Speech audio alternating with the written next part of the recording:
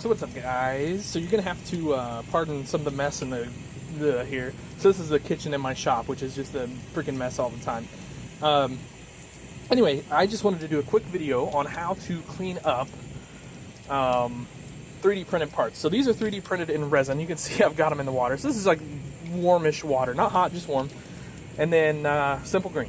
So I just spray enough simple green in there to get it sort of sudsy, which I'm going to spray some more because it's been diluted out a little bit. Just, you know, that's probably good enough. You don't need a bunch of it.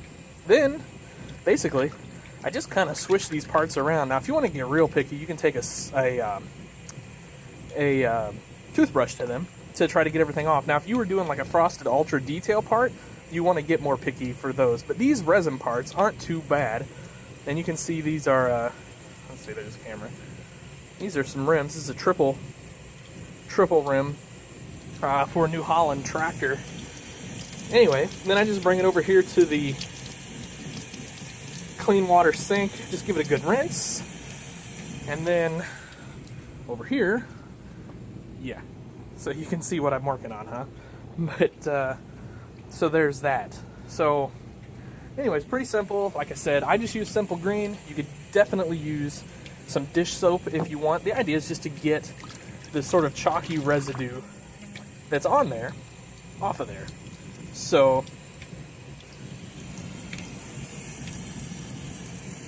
this is kind of a barely warm water I'm rinsing in. You can see I just got just a little bit going there. Anyway, this is a dual. It does have some planetary detail in there and all that. These are going to be nice rims when they're done. This is my first batch of these that I'm actually using for production. I did a test print, but that's that. Alright, a couple more, and then I'll show you, I'm going to do these together, and then I'll show you doing a rear end of these New Hollands, which it's the same process. It's not like it's not like rocket science going on here. But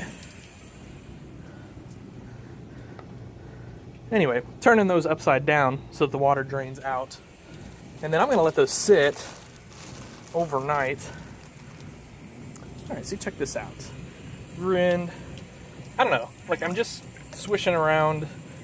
Like I said, if you want to take a little brush to them or something, but there's just really no need to on these resin parts, or at least that I've found so far. They paint up pretty good.